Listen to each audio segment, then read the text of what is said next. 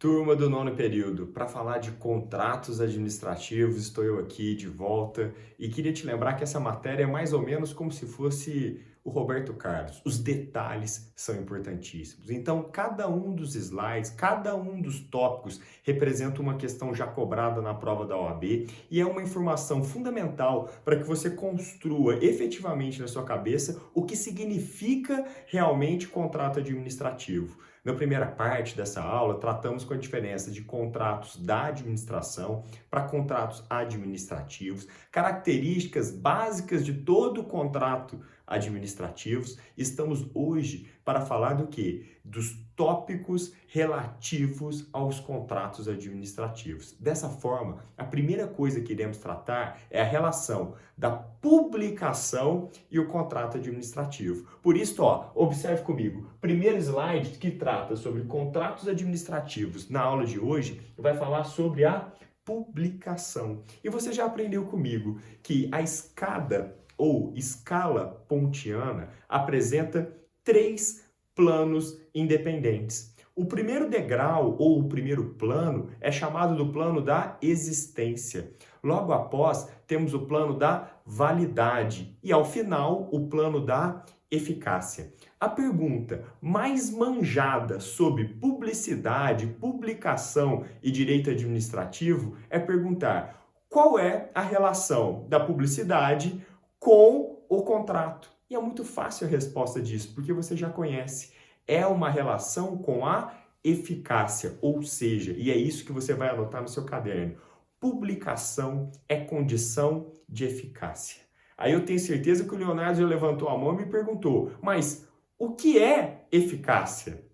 Imagine um time de futebol. Um atacante eficaz é aquele que entra e faz o gol. Uma pessoa eficaz é que resolve o problema. Uma aula eficaz é que te proporciona o conhecimento sobre a matéria. Então você vai lembrar sempre, isso independe do ramo de direito. Eficácia tem relação com produção de efeitos. Produção de efeitos. Olha só, como você aprende no processo civil? Quando que o prazo começa a correr para uma das partes? Quando ela toma ciência. Você faz publicidade ou publicação para dar o quê? Ciência para as pessoas. E a partir desse momento, começa a correr o prazo. Ou, em outras palavras, isso começa a ter eficácia. Então, quando que um contrato passa a produzir efeitos? Quando ele é publicado. Então, lembre sempre comigo. Publicação dos contratos administrativos. Publicação significa condição de eficácia. Olha, repeti muitas e muitas vezes isso para vocês, porque isso é muito cobrado. Pela última vez e relembrando, a escada ou escala pontiana, que é homenagem a Pontes de Miranda, talvez a pessoa que mais escreveu sobre direito no Brasil, trabalha com planos diferentes. Algo tem que existir, algo que existe pode ser válido,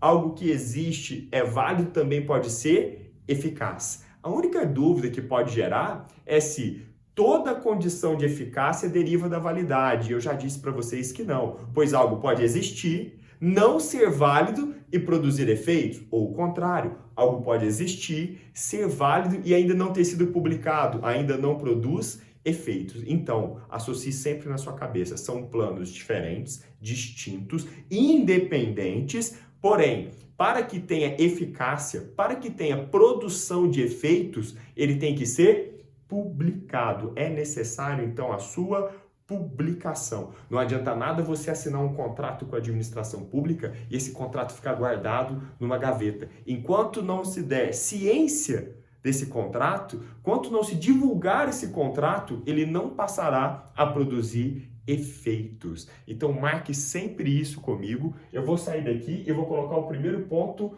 do nosso slide. Publicação é condição de eficácia, é um mantra. Por isso que eu repito tanto isso na sua cabeça. Você já estudou isso comigo quando nós falamos de princípio da publicidade.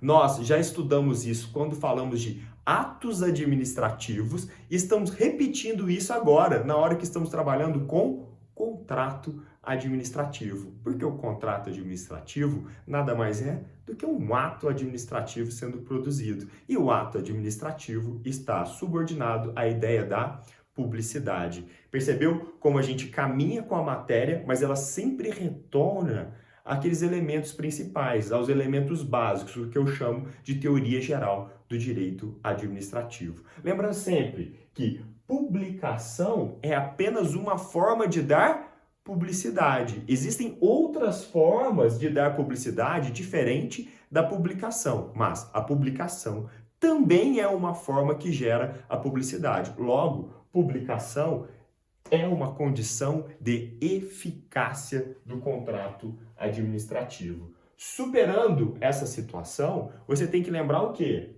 Que a publicação tem que estar prevista o quê? Tanto no edital quanto do contrato. Como assim?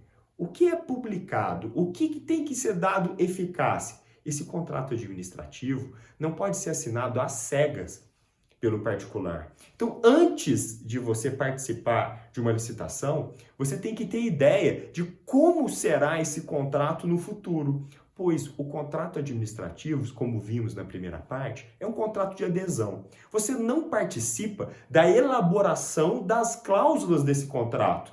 Logo, ninguém vai para uma licitação às cegas. Tem que saber o quê? Caso seja o vencedor da licitação, o que será pactuado, o que será assinado no futuro. Por isso que a pessoa que ganha a licitação depois não pode não querer assinar. Porque no momento que foi publicado o edital, ou seja, o edital começou a produzir efeitos, começou a correr o seu prazo, tem que estar presente ali o quê?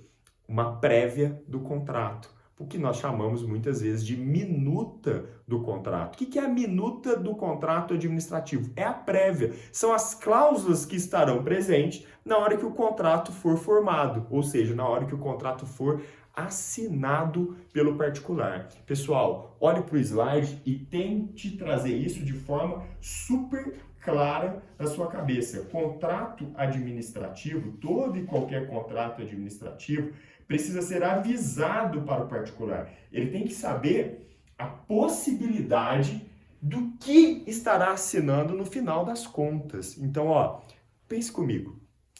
A legislação não exige que seja publicado no edital o contrato na sua íntegra. Pode ser um resumo do contrato, não faz problema nenhum, desde que as cláusulas que estarão presentes no contrato fiquem claras para quem?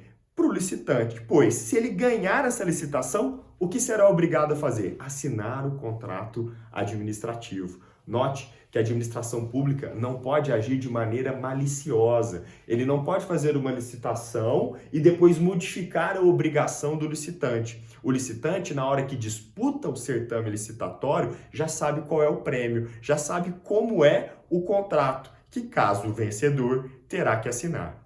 Note sempre isso. Como é importante essa matéria. Superado essa primeira parte de contratos administrativos, temos que tratar especificamente da questão dos prazos, que é a autorização do poder público efetivamente para que esse contrato comece a produzir efeitos. Então pense comigo, o contrato administrativo é assinado hoje. Qual é o prazo que a administração pública tem, um prazo obrigatório, para fazer o quê? A publicação deste contrato administrativo. Pessoal, olha bem para mim. Essa é aquela hora que eu falo para vocês, parem a aula e abram o vadimeco. Estou falando exatamente do artigo 61 da Lei 8666 de 93. Vale a pena fazer a leitura integral desse artigo. Só que o ponto específico trabalhado agora é o parágrafo do artigo 61, que estabelece o quê? Qual é o prazo que a administração pública tem de, depois de assinado esse contrato, publicar este contrato. Então, olha só, essa é uma questão muito cobrada porque a norma traz dois prazos distintos. Acompanhe comigo. Olha só, estou trabalhando exatamente com o artigo 61 da Lei 866. Se você prestar atenção no parágrafo único do artigo 61, eu já deixei grifado. duas situações diferentes, pois estes são os dois prazos que a administração pública tem para publicar o contrato administrativo. E aí, nesse momento, que talvez a Lara, o Túlio, o Valber, o Stênio estejam me perguntando, se tem dois prazos, qual desses prazos a administração pública deve utilizar? E a resposta é muito simples, o prazo que acontecer primeiro. Então acompanhe comigo. Parágrafo único diz assim: a publicação resumida do instrumento de contrato ou de seus aditamentos na imprensa oficial, que é condição indispensável para a sua eficácia, por isso que toda hora eu estou dizendo, publicação é condição de eficácia, será providenciada pela administração até o 5º dia útil do mês subsequente, do mês seguinte, ao de sua assinatura, para ocorrer no prazo de 20 dias daquela data, qualquer que seja o seu valor, ainda que sem ônus, ressalvado o disposto no artigo 26. Então, da leitura do parágrafo, você tem duas datas diversas. Faça a seguinte observação no seu material, no seu caderno, ou pelo menos memorize esta data. Estamos falando do 5º dia útil do mês seguinte. Então, olha só, uma data que você tem é até o 5º dia útil do mês seguinte, ou 20 dias corridos da assinatura do contrato administrativo. Como isso já apareceu, por exemplo, na prova da OAB.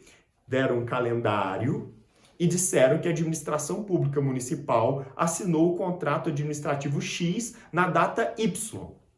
E perguntava, a partir da assinatura, qual é o prazo limite para a publicação deste contrato administrativo? Bastava você seguir no calendário os dois prazos que você já conhece.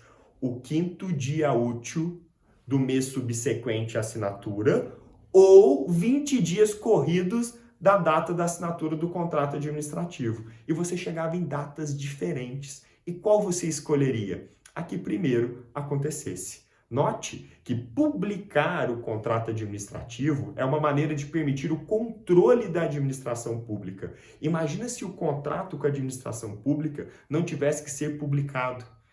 As pessoas fazem coisas quando não estão sendo observadas, diferentes de quando tem alguém olhando, de quando tem alguém vigiando. Você também funciona assim. Você faz coisas diferentes quando tem alguém olhando do que quando não tem uma pessoa te controlando, vigiando, te observando. As pessoas que estão na casa do Big Brother atuam de forma diferente das suas vidas, porque elas sabem que ali tem sempre alguém observando. Observação é uma maneira de permitir o controle dos contratos administrativos. Feito por quem?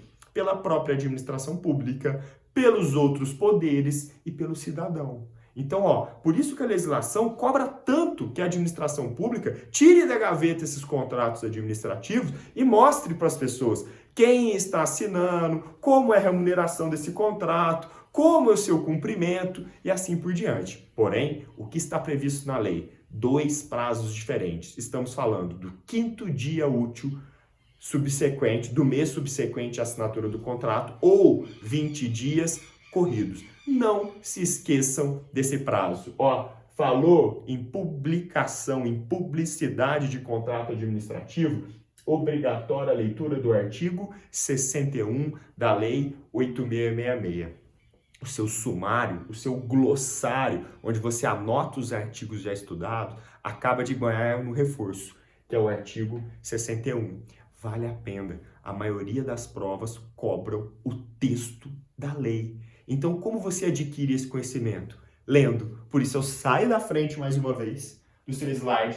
Você que não abriu o Vadimeco, pode travar, aperte pause, dê uma olhadinha, que nós vamos continuar o nosso estudo. Agora, saímos da ideia de publicação, de publicidade do contrato administrativo e vamos tratar de uma outra questão polêmica. Vamos falar da possibilidade ou não da subcontratação dentro de um contrato administrativo. Então acompanhe comigo. Vou passar o slide para que nós possamos enxergar o próximo tema. Próximo tema agora no seu caderno. Ó, Mila, você que está anotando, anota comigo agora. Subcontratação e contratos administrativos. Primeira coisa que você tem que lembrar é a regra geral. Depois que você conhecer e entender por que existe a regra geral, vamos trabalhar com a possibilidade ou não da existência de exceções. E você já sabe, o que o examinador mais gosta na vida? Cobrar as exceções. Então, vamos recapitular algumas coisas. Olha só, você licita para fazer um contrato. Antes de um contrato administrativo, em regra, existe uma licitação, a não ser que seja uma hipótese de contratação direta, que são as hipóteses previstas no artigo que vocês conhecem, artigo 17, artigo 24 e artigo 25 da Lei 8666, que são as hipóteses de dispensa e inexigibilidade. Supera isso, ó, Marília Mendonça na vez, supera que você já sabe. Então, você licita, em regra, para fazer o contrato administrativo.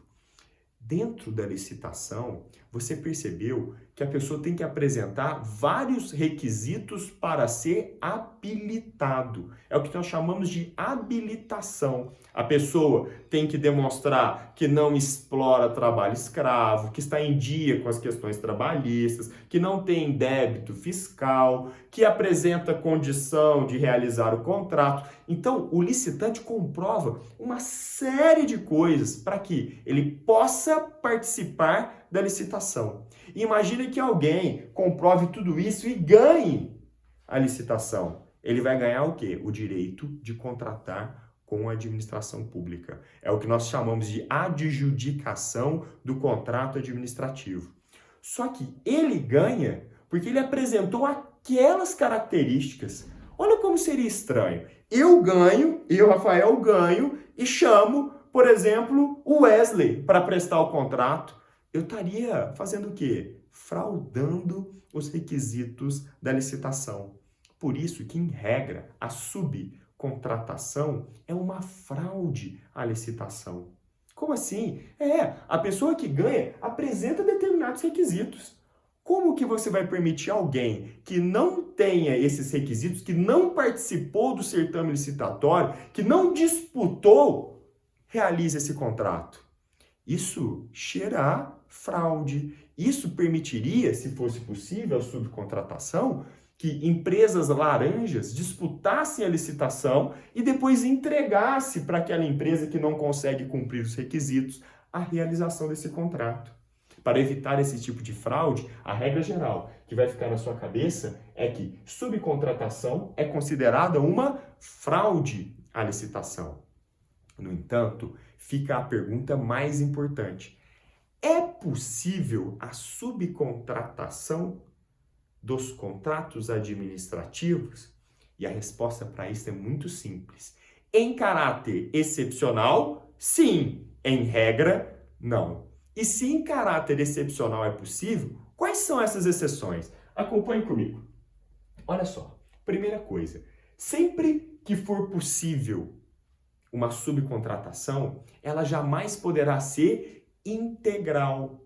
Olha só, se o contrato, por exemplo, é de construir uma obra, eu posso subcontratar, quando posso subcontratar, apenas um pedaço dessa obra. Imagina que eu sou dono de uma construtora. Eu tenho que construir aquela obra, mas talvez para fazer a terraplanagem, antes de começar a obra ali, eu possa subcontratar uma outra empresa especializada nesse assunto para fazer a terraplanagem. Mas para por aí. Então note o seguinte, a subcontratação só será possível diante de uma situação parcial, nunca na integralidade do contrato. Então marca na sua cabeça. Para acontecer a exceção, que é a chamada subcontratação, só poderá acontecer no caso dela for parcial. A integralidade jamais poderá ser subcontratada. Se você já entendeu isso, está apto a partir para o segundo requisito. Só pode acontecer subcontratação se estiver previsto aonde? No edital ou no contrato. E tanto faz. Porque você já lembra que o contrato, ou o resumo, ou a minuta do contrato acompanha o edital. Então, quando as pessoas vão participar da licitação, elas já são informadas se naquele caso poderá haver uma subcontratação ou não. E pense comigo, só posso subcontratar parte, só posso subcontratar com previsão no edital ou no contrato, e a relação contratual é entre quem? É entre a administração pública e o particular. É esse particular que quer subcontratar, mas quem é o outro polo do contrato? É a administração pública. Então, o terceiro requisito é a autorização da outra parte contratual. É a autorização da própria administração pública. Acompanhe comigo. Autorização do poder público. É como se a administração pública dissesse assim: beleza, pode fazer essa subcontratação. Essa subcontratação atende ao interesse público. Esta pessoa que está recebendo esta subcontratação também cumpre aqueles requisitos. Eu gostaria de contratar com ela também. Então, note que para que ocorra uma subcontratação, ela tem que ser parcial, tem que ter previsão e uma autorização do poder público. Esta autorização do poder público serve para que ocorra o controle. Pessoal, eu vou parar a nossa aula por aqui e volto no próximo bloco para falar de algo fundamental para vocês, que é a ideia de garantias contratuais. Espero por vocês. É só tomar um café e volta correndo para cá.